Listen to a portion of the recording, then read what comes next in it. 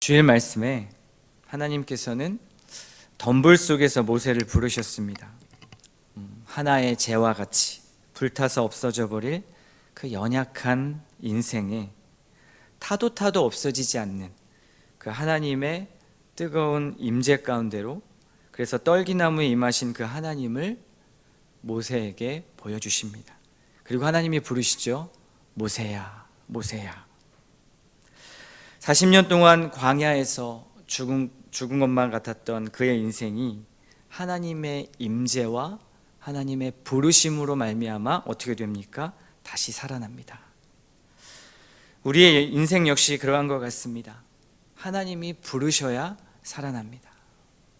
하나님이 부르실 때 그것에 응답하는 인생이야말로 진정 살아있는 삶인 것입니다.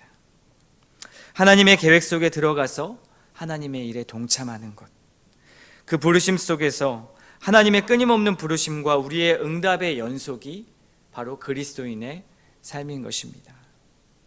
매일매일 우리의 부르심을 확인하고 하나님이 지금 이 자리에, 그리고 이 공동체 속에, 지금 이런 환경과 맥락 속에 하나님이 나를 어떻게 부르시는가 확인하고 또 그것에 응답하는 것이 바로 우리의 삶의 의미입니다. 이런 의미에서 하나님은 지금도 저와 여러분을 부르고 계십니다. 재현아, 재현아. 하나님께서 왜 모세를 부르셨을까요? 하나님은 우리를 왜 부르실까요?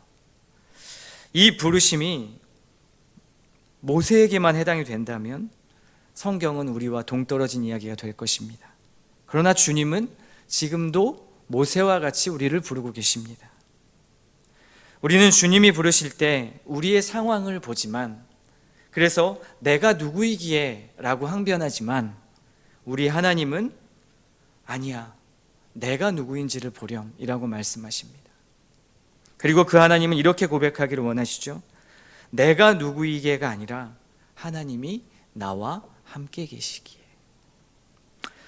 그렇다면 하나님은 모세와 함께 하셔서 무엇을 하기를 원하셨을까요? 하나님의 관심이 무엇이었을까요? 그것은 모세를 부르신 이유를 보면 알 수 있습니다. 출애굽기 3장 9절에서 10절 말씀 이렇게 말합니다. 이제 가라, 이스라엘 자손의 부르짖음이 내게 달하고 애굽 사람이 그들을 괴롭히는 학대도 내가 보았으니 이제 내가 너를 바로에게 보내어 너에게 내 백성 이스라엘 자손을 애굽에서 인도하여 내게 하리라. 하나님의 관심이 무엇이었을까요? 하나님의 관심은 택하신 그 하나님의 백성이 구원받는 일이었습니다. 모세를 택하신 이유는 애굽으로부터, 그 파라오의 학정으로부터 그들을 살려내기 위함이었습니다. 이스라엘 백성의 신음과 아픔의 소리를 하나님은 들으셨고요, 그들의 비참함을 보셨고요, 시들어가는 꽃과 같은 그들을 살려내셔서 진정한 생명을 주시기 위해서 모세를 부르신 것입니다.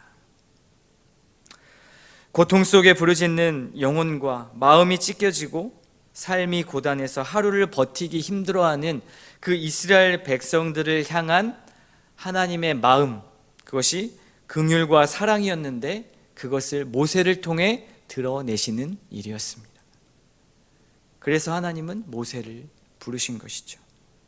죽어가는 이스라엘을 구원하시기 위해서 먼저 덤불의 재와 같은 모세를 부르셔서 하나님은 그 일을 행하십니다. 하나님은 모세가 서 있는 땅에 임재하셨습니다. 그를 부르시기 위해서. 그리고 그의 뺨을 막 때리시면서 무조건 복종하게 하시는 것이 아니라 어떻게 하셨죠? 먼저 하나님이 어떠한 분인지를 깨닫게 하시고 모세의 존재를 직면하게 하시고 보여주시고 알게 하셔서 하나님의 마음을 알도록 하셔서 그를 순종하도록 만드십니다. 이것이 모세를 향한 하나님의 긍휼하심입니다. 모세는요, 철저하게 무능함과 연약함 속에 하나님의 긍휼하심을 입어서 하나님의 손과 하나님의 발이 되어간 것입니다.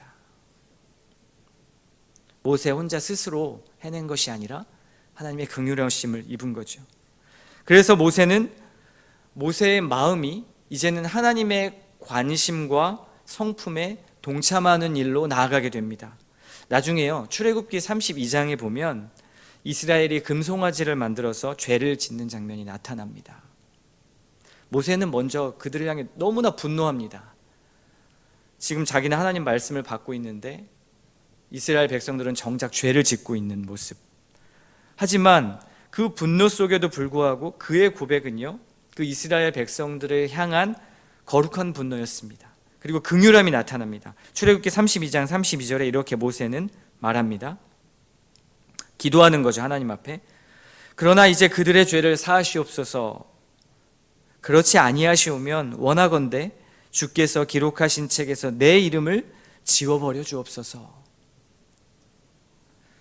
모세는 철저하게 이스라엘 백성들을 향한 긍휼함을 가지고 이런 기도를 드리는 것입니다. 하나님이 모세를 부르신 이유는요, 이스라엘에게 생명을 주시기 위함이었습니다. 그리고 그 부르심을 받은 모세 역시 그 긍휼함을 입어서 이스라엘 백성들에게 생명을 주기 위하여 그들에게 하나님 앞에 기도합니다. 신학적으로 보면 모세는요, 이후 신약 시대에 오실 예수 그리스도를 예표합니다. 모형이기도 하고요, 그림자라고도 보기도 합니다. 그렇다면 모세를 예수님을 예표했던 모세, 그리고 예수님의 진정한 사역은 어떠셨을까요? 예수님은 어떠한 모습으로 이 땅 가운데 보냄을 받으셨을까요? 예수님의 사역은 어떠하셨을까요? 이것이 오늘 우리가 읽은 본문의 내용입니다.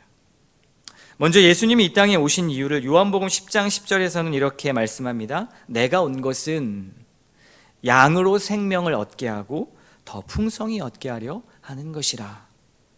예수님이 오신 이유도 분명하게 나타나죠. 무엇입니까? 양으로 생명을 얻게 하는 것.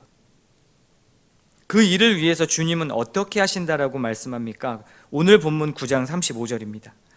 예수께서 모든 도시와 마을에 두루 다니사 그들의 회당에서 가르치시며 천국 복음을 전파하시며 모든 병과 모든 약한 것을 고치시니라. 예수님이 일하신 것은 다른 게 아니라요, 생명을 위해 일하셨습니다. 모든 도시와 마을에 두루 돌아다녔다는 이 표현, 이것은 뭘 의미할까요? 예수님의 사역이 지역에 제한을 두시지 않았다라는 것입니다. 사역의 포괄성을 말하는 것이죠. 예수님은 유대인이 혐오하는 사마리아 땅에도 기꺼이 가셨습니다. 왜요? 생명을 살리시기 위해서. 당시의 사람들의 편견과 차별도 장벽이 되지 못했습니다. 주님은 그 일을 위해 회당에서 가르치셨고요, 하나님 나라의 복음을 가르치셨습니다. 모든 병과 모든 약한 것들을 고치시고 회복시키셨습니다. 주님을 거치면 회복되지 않을 것이 없습니다.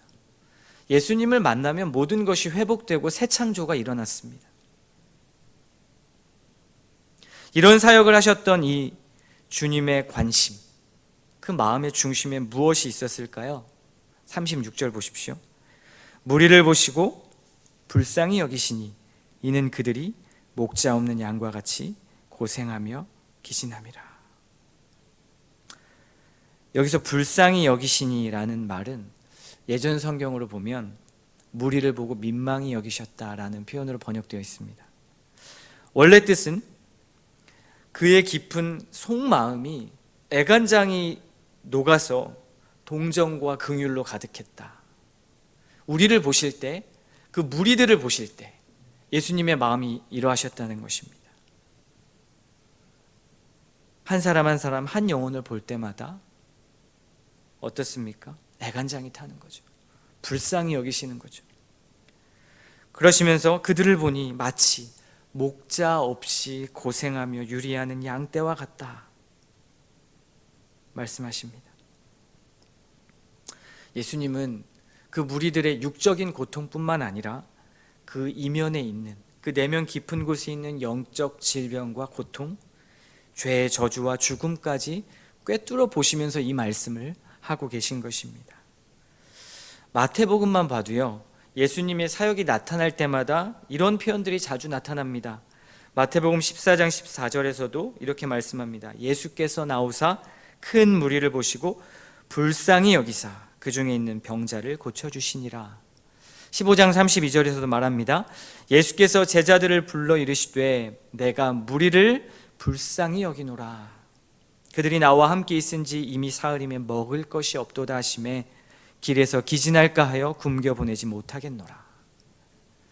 예수님의 마음은 늘 영혼을 향해 계셨고 그들의 마음 깊숙이 있는 그런 아픔과 상처와 죄의 본질들에 관심이 있으셨습니다. 그리고 긍휼한 마음, 불쌍한 마음을 가지셨습니다. 그리고 그런 이스라엘 백성들을 보실 때 목자 없는 양과 같다 표현하십니다. 이 표현은 구약에서 이스라엘 백성들을 묘사할 때 자주 썼던 표현입니다. 그래서 모세가 여호수아에게 리더십을 인계할 때도요, 하나님께 드리는 기도에 이런 표현이 있습니다. 민수기 27장 16절부터 17절 말씀인데요, 이렇게 말합니다. 여호와 모든 육체의 생명의 하나님이시여 원하건대 한 사람들을 이 회중 위에 세워서 그로 그들 앞에 출입하며 그들을 인도하여 출입하게 하사 여호와의 회중이 목자 없는 양과 같이 되지 않게 하옵소서. 목자 없는 양은 불행한 양이죠. 예수님의 사역은 이런 목자 없는 양과 같이 방황하며 유리하는 그들에게 긍휼의 마음을 가지시고 그들에게 직접 다가가시는 것이었습니다. 그리고 주님은요, 이 일을 위해서 제자들을 부르십니다. 37절 38절입니다. 이에 제자들에게 이르시되 추수할 것은 많되 일꾼이 적으니 그러므로 추수하는 주인에게 청하여 추수할 일꾼들을 보내주소서 하라 하시니라. 이렇게 9장이 끝나고 10장으로 넘어가면요, 10장의 문맥을 보면 주님은 12제자를 부르시는 장면이 나타납니다. 주님이 가지셨던 그 마음과 그 사역을 그대로 제자들에게 위임하는 것입니다. 여러분, 주님은 저와 여러분을 왜 부르셨을까요? 제자들을 부르셨던 주님, 그리고 이제는 우리를 부르신 그 주님. 모세를 부르시고 하나님께서는 예수님을 보내신 이유를 우리는 오늘 설교 초반에 보았습니다. 그 사역을 예수님을 통해서 제자들에게 위임하셨고 그 위임하신 사역은 무엇이었습니까? 한마디로 이야기해서 사람을 살리는 것이었습니다. 얼마 전 신방 예배에서도 우리 박용주 목사님이 그런 말씀을 하셨습니다. 하나님의 창조의 원리 중 하나는 희생이다. 왜 희생일까요? 창조는 생명을 낳는 일이잖아요. 그런데 자기를 희생하는 것이라고 말씀을 하시는 겁니다. 창조된 모든 동식물들이 자기를 희생해서 서로를 살리는 구조를 띠고 있기 때문에 그렇습니다. 우리가 먹는 야채와 고기 때문에 인간이 생명을 유지하며 살고 있는 것이죠. 그게 창조의 원리입니다. 하나님이 우리를 창조하시고 부르신 이유는, 즉 생명을 주신 이유는 누군가를 살리는 것이란 근본적인 원리가 담겨 있는 것입니다. 여러분이 왜 살아있냐고 물으신다면 누군가를 살리기 위해 있는 것입니다. 그런데요, 그 마음은 내가 가지고 싶다고 되는 것이 아닙니다. 그 마음은 긍휼함 속에서만 나오는 것입니다. 한 영혼을 바라볼 때 긍휼한 마음이 필요한 것이죠. 불쌍히 여기는 마음, 그 영혼을 위해 내 생명을 소진할 수 있는 그 마음은 내가 긍휼함을 입었을 때만 누군가에게 그 긍휼함을 입게 할 수 있다는 것이죠. 바로 예수님께서 우리에게 베푸신 긍휼함입니다. 그래서 주님은 요한복음 10장 14절에 15절 이렇게 말씀합니다. 나는 선한 목자라. 나는 내 양을 알고 양도 나를 아는 것이 아버지께서 나를 아시고 내가 아버지를 아는 것 같으니 나는 양을 위하여 목숨을 버리노라. 주님이 저와 여러분을 살리시기 위해서 목숨을 버리셨습니다. 우리를 향한 긍휼과 사랑의 성품 때문입니다. 그리고 그 긍휼함과 사랑을 받은 우리를 예수님께서 세상 가운데 보내십니다. 저와 여러분을 부르신 이유는 분명합니다.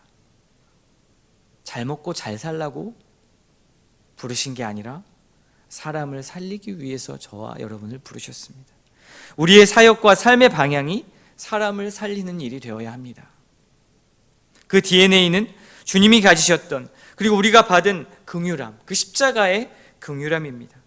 주님이 이렇게 우리에게 말씀하십니다. 네가 목자 없는 양같이 방황하며 있구나. 기진에 있는 지쳐있는 너의 모습을 보니 내 마음이 참 민망하다. 혼자 스스로 양식을 찾고 이리때로부터 너 스스로를 지키느라 많이 힘들었지. 이젠 내가 지켜주마. 내가 너를 보호할 거야. 내가 너를 구원했고 내가 너에게 생명을 주었고 앞으로 너에게 더 풍성한 생명을 줄 것이란다. 그러니 너도 나의 이 마음을 갖기를 원한단다. 여러분, 우리에게 이러한 주님의 긍휼한 마음이 있습니까? 우리는 무엇을 위해 예배하고 무엇을 위해 기도하고 무엇을 위해 사역하며 있습니까? 무엇을 위해서?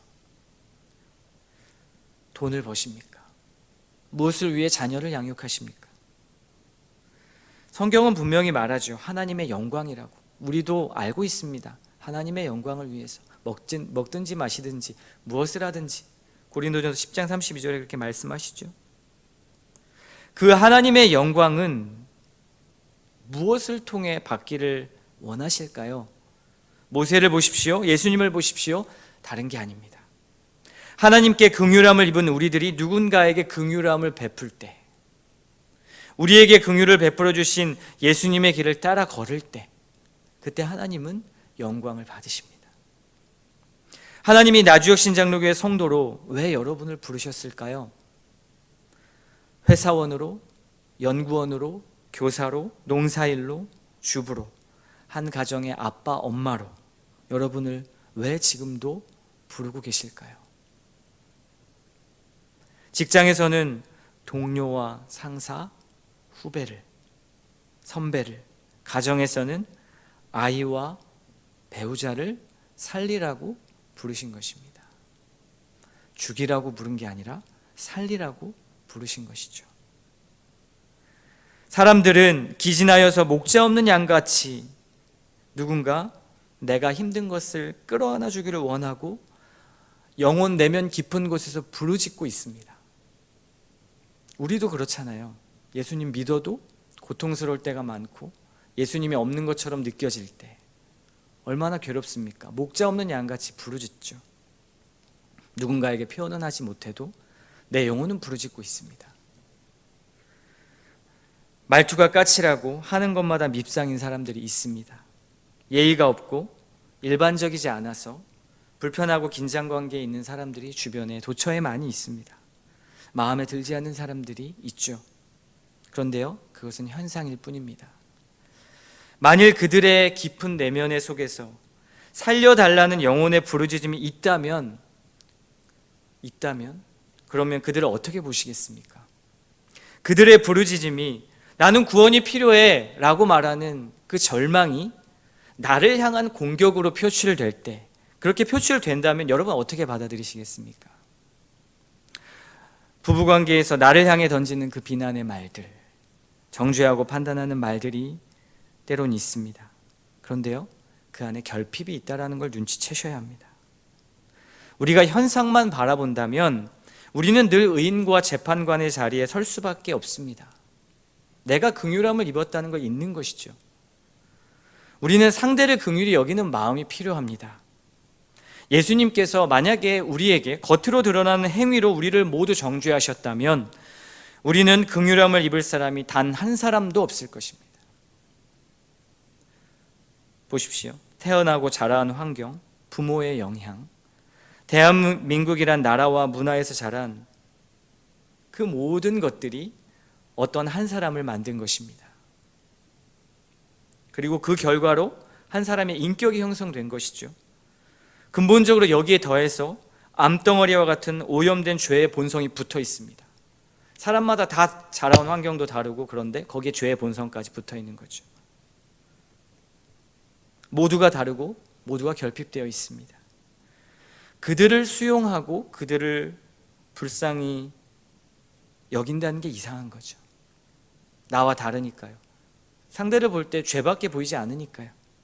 그런데 그들을 수용하고 불쌍히 여길 수 있는 것은 그들 역시 나와 같이 덤불과 같은 존재이며 먼지 같으며 그렇게 목자 없는 양같이 기진하는 삶을 살고 있는 사람들이라는 것을 인정해 주는 것입니다. 각자가 가리고 있는, 나를 가리는 삶의 옷이 약간씩 다를 뿐입니다. 나도 거기로부터 예수님께서 구원하신 거 아닙니까? 그래서 우리가 생명을 얻었다고 말하는 것 아닙니까? 무력함 속에서, 연약함 속에서 나를 건지신 그 예수님을 그들에게 알려야만 그들이 살 수 있는 것입니다. 판단하고 정죄하기 이전에 그들을 향한 불쌍한 마음을 품는 것이죠. 상대는 마음이 찢겨져서 골마가고 있는 걸 보면서도 나 혼자 잘 살겠다고 경쟁하고 나의 밥그릇만 챙기고 이기적으로 사는 것은 그리스도인의 삶의 방향이 아닌 것입니다. 가까이에서는 배우자, 더 나아가서 직장에 나아가서는 나와 함께하는 사람들을 볼 때 그렇게 사는 것은 그리스도인의 삶이 아닌 것이죠. 세상 사람들도 그리스도가 필요하다는 것을 우리가 인정해야 합니다. 그리고 그것이 성경이 말하는 바입니다. 그리고 지금 이 순간도 우리는 끊임없이 그리스도가 필요합니다.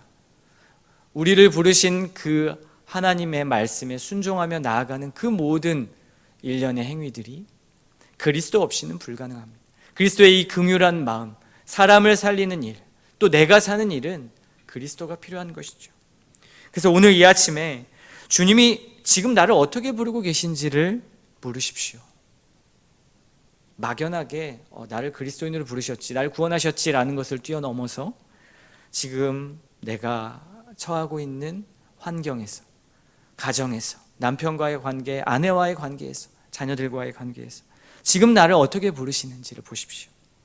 사람을 살리는 일로 내가 서 있는 삶의 자리에서 어떻게 행해왔는가, 무엇이 부족한가를 살펴보십시오. 그리고 혹여 내 마음에 긍휼함이 없다면 예수님께로 다시 나아오십시오. 나에게 목숨을 던지시며 나의 목숨을 살리신 그 구원의 긍휼함을 다시금 풍성하게 채워달라고 이 아침에 간구하는 저와 여러분 되시기를 주님의 이름으로 축원합니다.